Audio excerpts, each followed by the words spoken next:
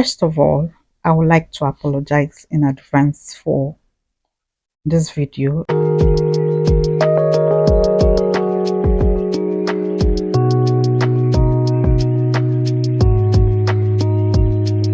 By the time we are done watching this video, you would wonder why is she putting this out there, because this is not what she said she will be talking about. This is not what she said her channel will be about. But the thing is, once in a while there would be videos like this, not necessarily motivational, right? But maybe. But yeah, some of my videos might not focus on family, motherhood, parenting, just like I had earlier mentioned. But yes, I believe in doing videos like this anyway. Um, would learn, would learn, because it's not just random talk, right? We would learn, and it would help us to become better. It would help us to understand our individual struggles and to know that it's not out of norm to have these struggles. By the way, I apologize. Should I apologize? But I know I'm not supposed to be wearing these glasses, or am I? I don't know. But if you're in Lagos presently, you know that the Amateur has been really crazy, like really, really crazy. And despite the fact that the windows in my house are entirely closed, the breeze is really affecting my eyes. That you can even see behind the glasses. I'm squinting a bit. This is really affecting my eyes. So if I were not to wear the glasses, I probably would be doing this video with my eyes closed. So just bear with me.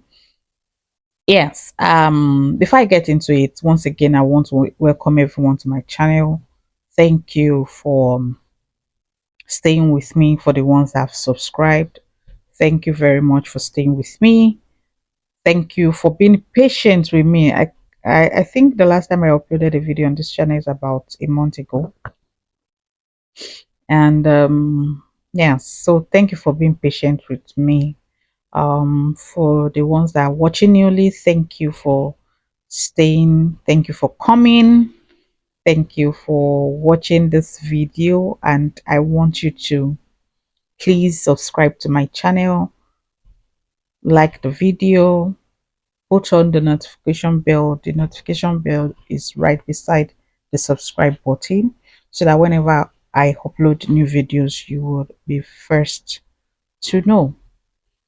So let's dive right into what this video is about, right? So the thing is, for some weeks now, I had been struggling with making videos for this channel. And not because I do not have things to talk about, not because I do not have videos to upload, and definitely not because I'm lazy about it.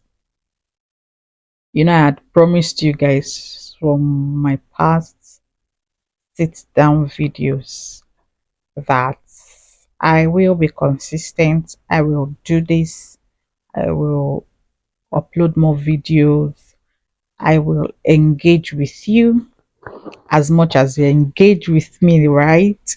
And yes, I've really been trying to do that. I've really been trying to do that, but it's not working. Um, and it's not working because there are a lot of battles that is going on in this head. A lot of battles going on in my head. And well, this leads me to what I'm going to talk about today, and that is about imposter syndrome. Yes, yes, imposter syndrome. I know some people are wondering, like, yeah, we're going today. Yes, exactly. Stay with me. Don't go anywhere. Yes, stay with me. Um, Sometimes last year I took a course, not because I don't read, right? But it was during the course that I really got to know some of the struggles and the battles I've been having with myself. Like I got to know what it was called.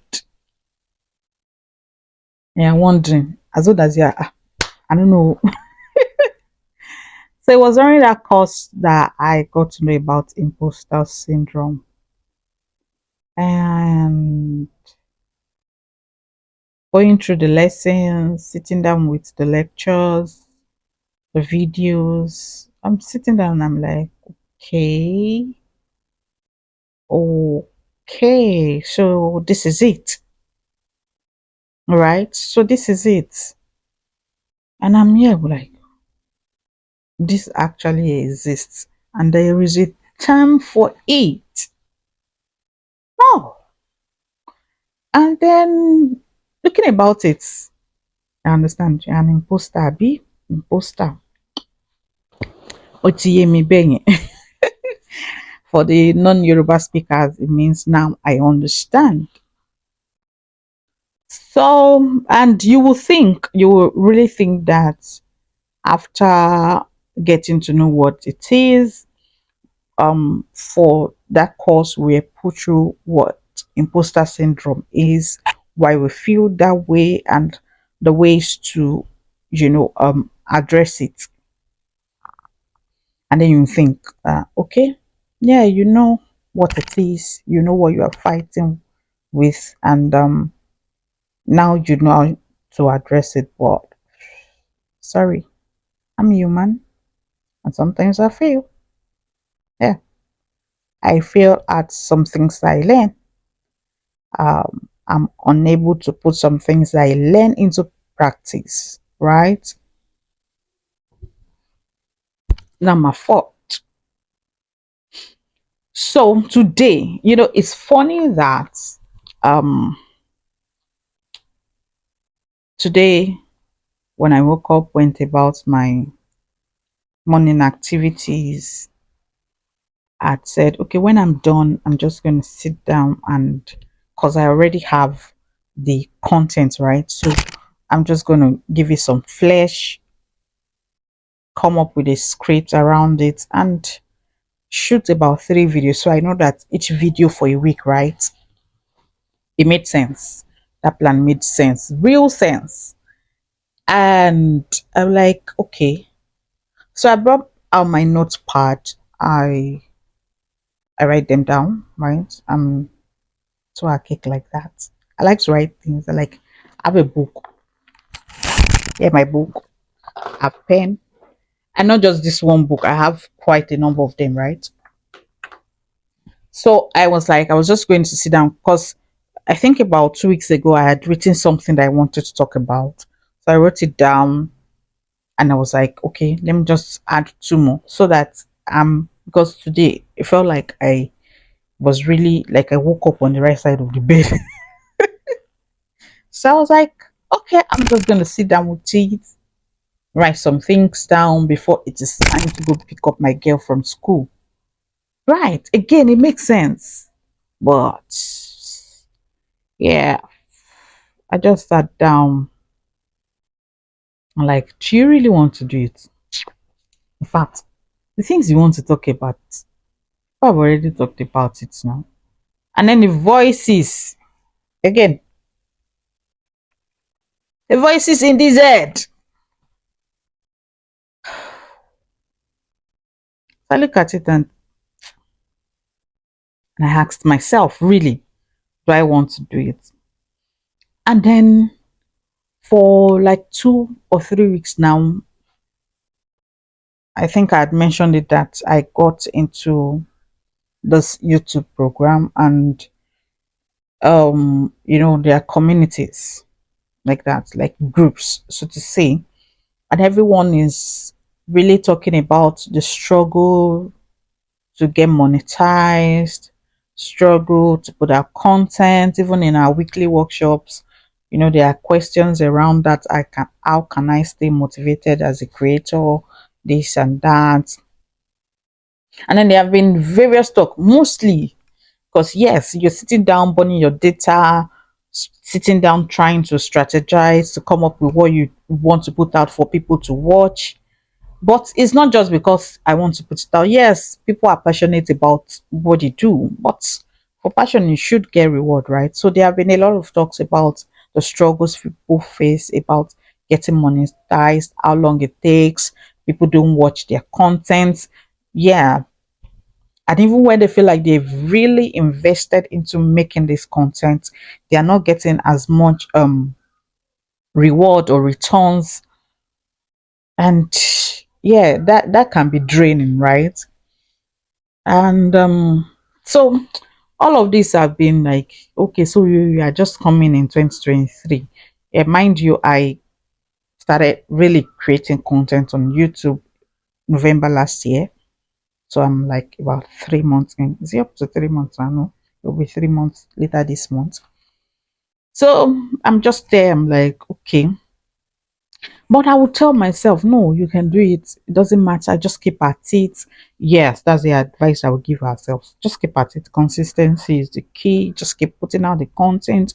One day you go blow. One day your video go blow, and all of that. So, and it keeps going on. So I was just like, and honestly, the thing is, I've not really been fixed on the money aspect. Like I look at myself like there are people who have been doing this thing and you are just starting. So just why don't you just try and focus on just growing your community, getting your subscribers, getting your followers that you really connect with. Why don't you just and honestly that has been my focus. That's what I've been trying to do. Just focus on putting out the content, focus on creating things, focus on building a community for yourself, right? It made sense. Coming into the new year, that was it. That was the plan. Just keep doing it. One day, one day. As you keep doing it, as you keep putting out the content, people are going to engage, even if it's just your family and friends for now. Before you know it, it will keep spreading and spreading. And before you know it, you are just out there and you have your followers. You don't even have to fight for it. Fight in quote. And yes, that was the plan. But yeah, yeah, I know. Yeah, yeah. So I just along the line, it felt like I was trying to compete. It felt like I was trying to find my space in a space that seemed like it was already filled. Um, so when I think I sit down, I write the topics. Like I said, if I were to sit down with what I have written down, be rest assured that I have content to create for the rest of the year. And I mean like putting out content like twice a week, long videos twice a week for the entire year. Trust me. But the voices in the head. So earlier today, like I said, that I was done with my morning task, and I was like, okay, let's sit down and shoot these videos. I brought out the outfit. Yes, I was going to sit down today, shoot 3 long videos, and at least edit one by one and put out each for the next 3 weeks.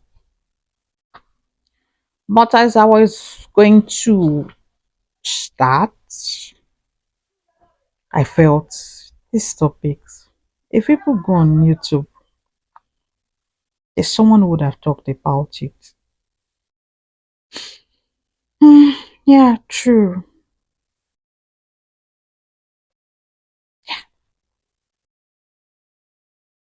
But I was like, yeah, we're gonna do it, we're gonna do it. Along the way, I was just scrolling through TikTok, and I think that was the first or the second video I saw on my feed on TikTok, and that was the video of Pastor Jimmy Odukoya. That's the senior pastor for Fountain of Life Church, and it was about this man who was sharing this. Okay, I think I saw the part two where Pastor Jimmy was like, Dr. Emmanuel, someone just promised you 500,000. Dr. Emmanuel, someone just promised you wardrobe change as per you a doctor. Dr. Emmanuel, someone just did this, and I'm like, okay, this is not the beginning. So I had to go on his page and then check the part one. And then a man came out to share a testimony. I'm going to put the link to that video in the description box so you can check it out. But I'm just going to paraphrase what happened. So apparently, this man, but he didn't say his qualifications anyway, but he is someone who is very fluent in French. He knows French very well. And it was his dream or his desire, his dream to own a French radio, TV, French program on radio. He had a name already. He already knows what he wanted. Like he had it up plan. I think he said he had printed out flyers with the name. Not like he had this organization established yet. So I think during their Sunday service or one of the services, the church had asked for people who were painters to come out, like people who paint houses. It came out. So people who were bricklayers, it came out. I don't know if they had a building project going on. I don't know, but that was it. So he had put on his this not CV, it wasn't CV, but what he submitted, the form he submitted, that it was a painter and it was a bricklayer. So that was his first encounter with Pastor Jim. So along the line, some spiritual aspect to it. So I think generationally, it's not like any of his family members has made it or whatever. So he had a dream where he saw, um, yeah, he went back to his father's house because he said, okay, pending the time he was going to own a space, let him use his father's house for the radio station. But then he saw rags in the room, and then a voice told him to pick one of the rags because that was what it was in his father's lineage, in his generation, and all of that. But it was like, no, he was not going to pick it, and then blah blah blah. He went out of that. But that's not even it. Like I said, I'm going to put the link to that video in the description box. But what caught my attention and actually got me crying as I sat down, you will think, oh, it's just a TikTok video, yeah? No, it's not just a TikTok video. So, Pastor Jimmy mentioned something that um I think that's the series they've been teaching in church. Yeah, and it's a good thing. It's a good thing anyway. Yes. So, is there something that what's in your hand? This man had, I think the part that actually got me crying in the video was when this man said he had come to church and I think he was waiting for the service to start. The previous Sunday when he came to church, they had given him a pamphlet, like, one of these small, small books they distribute in church. It was a book, a complete book. Yeah. Or maybe like a 30, 40 page book. I don't know. It was written by the late Pastor Taiwo Dukoya. So he said while he was sitting there waiting, Just look at it and be like, let him start interpreting the book to French. And he just started writing it, like just interpreting it to French. At the time he was sharing his testimony, he had completed, he had it printed out. Maybe he was going to give to church, I don't know. Yeah. Yes, definitely. We'll give to church, right? Yeah, we'll give to church. So, and then it got me thinking, like, the man could have, because of his situation, be like, who knows me? And just allow his French knowledge to go to waste. Mind you, at the end of the day, the senior pastor said that it was even in the works for them to start interpreting some of their messages, their sermons, and their books to French. And this man got a job. So I was just looking at it and thinking to myself, the man could have told himself the same way I've been telling myself, and the same way some of you have been telling yourself that there are other people that know this thing, and well, they are well recognized. Who is going to know me? Small me from this place, small girl from that place. It's a real struggle. I'm not even going to deny that fact. And I am looking at myself and like, okay, you can't do this. You can't keep giving this excuse, so to say, that because you think or you know that some people had gone and ahead to do this thing, to put this thing out there, it doesn't mean that you cannot bring a new perspective to a particular topic. And even if it feels like you are not bringing a new perspective to it, you are saying this thing. Like for me now, most of the things that I'm going to be talking about sharing are honestly like 100% my experience, 100% things that I have encountered. And the reason it's going to be so is because I'm not doing just going to be all about the textbook. I want things that people can relate with. Like I am sharing things from my own struggles, from my own pains, from my own or from my joys, from my celebrations, right? So my experience is definitely not someone else's experience. My encounters is definitely not someone else's encounter. My pain is definitely not someone else's pain. My joy is definitely not someone else's joy. My celebrations, the ones I've had over time, the ones that will come, is definitely not someone else's celebration. So what the heck, really? I know I started out like, okay, there's this, but sometimes you just have to. And that was exactly what I did to set up this camera and do this video. You know, the funny thing is, before I started this video, I said, okay, you know what, let me just go live. But I had not scheduled the live video to give people time to join in, to probably put it on the calendar and know that, okay, Titi had said she would do this video. So, okay, let me just put it on my calendar and so that I'll be able to join in later. No, I had not done that. I scheduled the live video at 12:35, and okay, so I scheduled it to start by 12:40.